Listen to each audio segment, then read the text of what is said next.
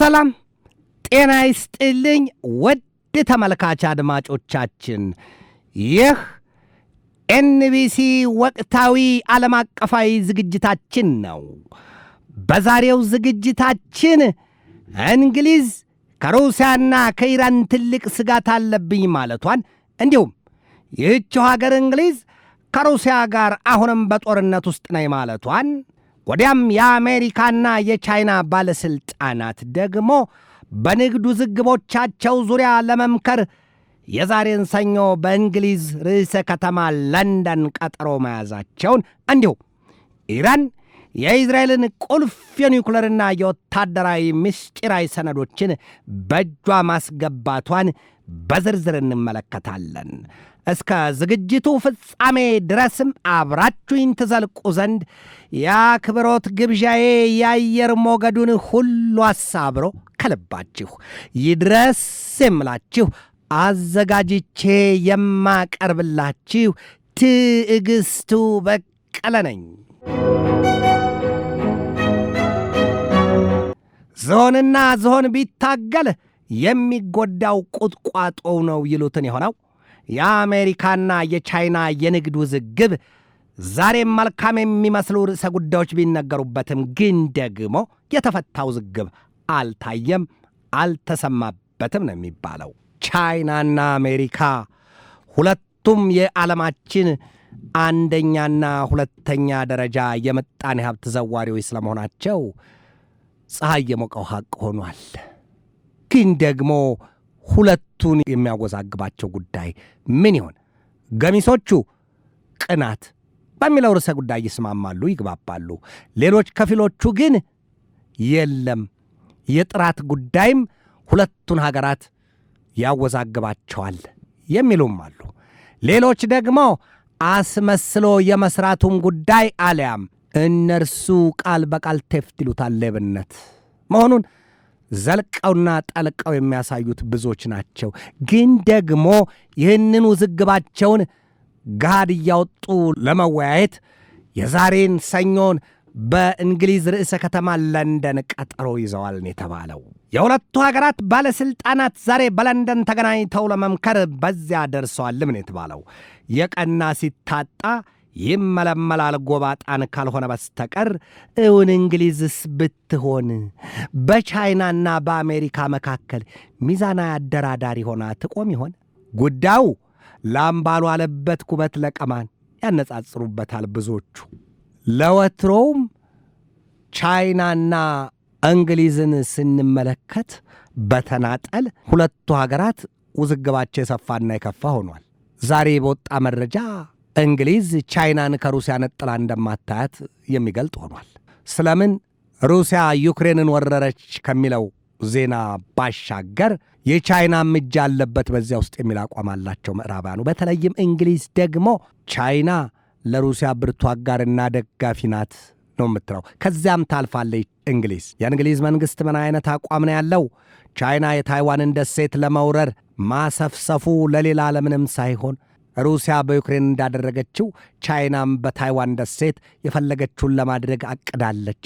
ያ ደግሞ አይሳካም ሲል የእንግሊዝ መንግሥት ከአሜሪካ ጋር በጽናት የመቆሙን ነገር ገልጦና ጠልቆ እያሳየ ይገኛል። የመወዛገቢያ ነጥቦቻቸው በጣም ጥልቅና ብዙ ናቸው። በእንግሊዝና በቻይና መካከል አይን ደም ይጠላል ይላሉ አበው።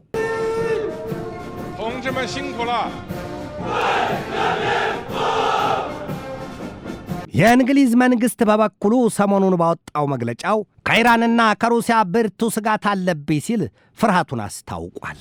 ፍሬ የያዘው ስንዴ ጎንበስ ይላል፣ ፍሬ ያላዘው ስንዴ በአንጻሩ ቀጥ ብሎ ጭንቅላቱ ይቆማል ይላሉ ሩሲያውያኑ። ስለምን እንግሊዝ ከሩሲያና ከኢራን ስጋት አለብኝ ልትል በቃች? ባለፉት 15 ቀናት በእንግሊዝ ሲንቀሳቀሱ የነበሩ የኢራን ሰላዮች የተባሉ አካላትን የእንግሊዝ መንግሥት ስለማሰሩ ዜና መሰራጨቱ አይዘነጋም። ኢራንን እንግሊዝ እንደ አሜሪካ ሁሉ በአይነ ቁራኛ ነው የምትጠብቃት ነው የሚባለው። ስለምን እንግሊዝ ከአሜሪካ ጋር እያበረች በኢራን ይደገፋሉ የሚባላቸውን የየመን ሐውቲዎችን እዚያው ሰንዓ ድረስ ተጉዛ በጦር አውሮፕላኖቿ ማበራየቷን ልብ ይሏል። ታዲያ ኢራን በዚያ ሁኔታ ውስጥ አትደሰትም ነው የሚባለው። እንግሊዝ የምን የሻጣናት ወይ የምን የሳጋ ትሆን? ከአሜሪካ ጋር አንድ ሆና የምላሷ ነገር አያድርስ ነው። የክፋቷም ነገር ከዚያው በላይ ነው እና ኢራንን ታወግዛታለች። በኢራን ላይ ዛቻና ፉከራዋ ጎልቶና ጸንቶ ይሰማል ነው የሚባለው። እንግሊዝ ከኢራን ከሩሲያና ከቻይና ብርቱ ስጋት እንዳለባት ዛሬ ብቻ አይደለም የምትገልጠው፣ ዓመታት ተቆጥረዋል። በተለይም ደግሞ ሩሲያ፣ ቻይናና ኢራን የወታደራዊ ትብብር ውል መፈራረማቸውን ተከትሎ ክንዳቸውና ትከሻቸው መደንደኑ እንደ እንግሊዝ የሚያስፈራውና የሚያሰጋው ማንም ሀገር የለም ነው የሚባለው ከአውሮፓ ምድር። በአውሮፓ ምድር ለሩሲያ አይን እንደሚጥሚጣ ከሚፈሩ ሀገራት መካከል ጀርመን፣ እንግሊዝና ፈረንሳይን የመሰለ ወይም እነዚህን ሦስቱን አካላት የሚያህል የሚወዳደርም የለም ነው የሚባለው። ሩሲያ ከዚህ ቀደም በነበረው በሶቪየት ኅብረት ዘመን መጠሪያዋ ጀርመንና ፈረንሳይን ኩምሽሽ አድርጋ ወግታ ያንጋለለች ሀገር ስለመሆኗ በኩራት ትገልጣለች። ያ እልህ ያለባቸው የሚመስሉት ፈረንሳይና ጀርመን እንዲሁም ደግሞ እንግሊዝም አብራ ተጥፋ የሩሲያውን ፕሬዚደንት ቭላዲሚሮቪች ፑቲንን ራሳቸው ከዓይናቸው ላይ ከተቃጣ ጦር በላይ ወይም ከጉሮሯቸው ከተቃጣ ሰይፍ በላይ ይፈሯቸዋል፣ ሊጠሏቸዋል ነው የሚባለው። ውስጡን ለቄ ሲላሉ አበው እንግሊዝን እንደዚህ ሳያሸበላ ዝንጀሮ ሲስል ያመሻልን ያደረጋት ጉዳይ ለሁሉም ነገር ቀድማ በመላሷ መጋፈጧ ነው ይሏታል። የእንግሊዝ ምላስ አያርፍም። ፖለቲከኞቿ በየትኛውም ፓርቲ ተዋቅረው መንግሥት ቢመሩ ምላሳቸው ከየትኛውም ዓለም ላይ አያርፍም ይሏቸዋል። በተለይ ደግሞ በዚህ ወቅት ከሩሲያና ከኢራን እንዲሁም ከቻይና ላይ የተገታ ምላስ የላቸውም ነው የሚባለው።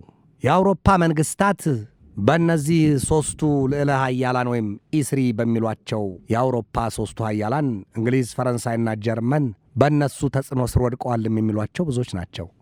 እንደ አብነትም የአውሮፓ መንግሥታት በተለይም አቅማነሳዎቹ የሚባሉት የባልካን ቀጠናዎቹ ሊቱዋኒያ፣ ኤስቶኒያና ሌሎቹ ሀገራት በእነዚህ የምላስ እዚህ ይዘወራሉ ይሏቸዋል።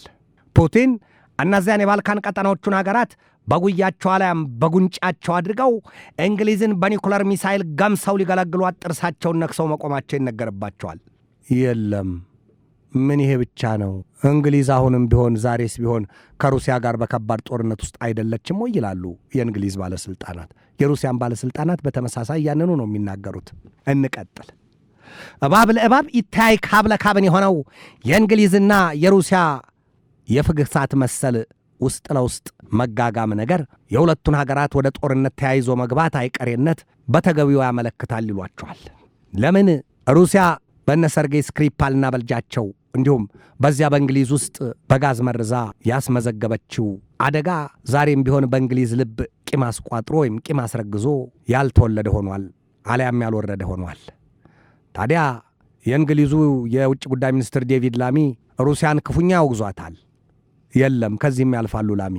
ሩሲያ እንግሊዝን አሁንም በአደባባይ የእንግሊዝን ዜጎች ለመመረዝ አትመለስም፣ ፑቲን አይመለስም ሲሉ ያስጠነቅቃሉ። ይህንን ባለፈው ሳምንት ዓለም አቀፉ ትንታኔ ዘገባ ላይ ተመልክቸዋለሁ። እንግሊዝና ሩሲያ ውዝግባቸው የሚረግብ ወይም ሁለቱ ሐሳባቸው ታርቆ ሁለቱ ታርቀው የሚቆሙ በሰላም አደባባይ የሚገናኙ አልሆኑም ይሏቸዋል።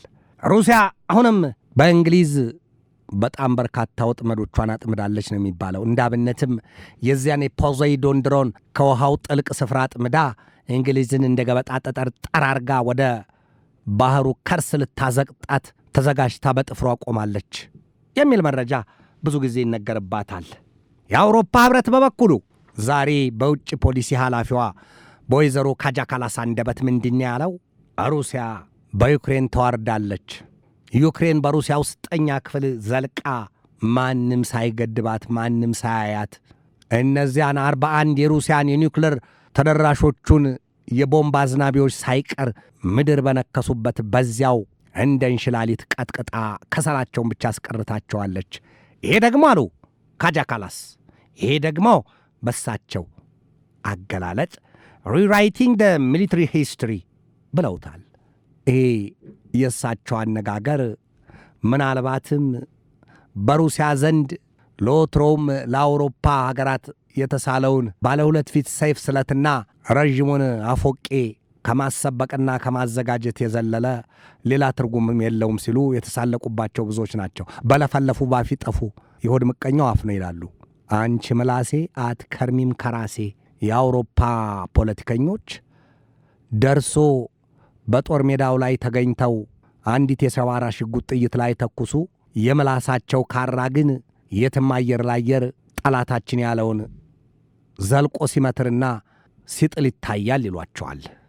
ዝናብ ባይመጣ ሁሉ ቤት፣ እንግዳ ባይመጣ ሁሉ ሴት ይሉትን መሆኑ ነው። ታዲያ በምላስ ይህንን ያህል ጦርነት መክፈት የኋላ ኋላ ላይ ዋጋ ማስከፈሉ አይቀሬ መሆኑን እንዴት መረዳት ተሳናቸው የሚሏቸውም የነገር ሰንጣቂዎቹ የትየለል ሆነዋል። ላፍ ዳገት የለውም ይላሉ ኢትዮጵያውያኑ። ብቻ ምላስ ኬላ የለውምና ያሻውን ቢናገር መልሱን ቢያገኝም ባያገኝም ፋይዳ የለውም የሚሉትም ብዙዎች ናቸው።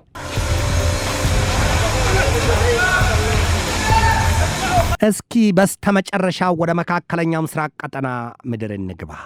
በኢራንና በእስራኤል መካከል ዛሬ ውጥረቱ ይብሱን መካረሩ ይነገራል።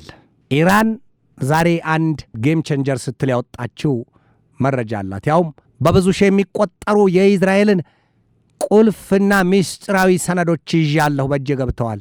አዎ ይሄ ለድፍን ዓለም ግልጥ ይሁንለት።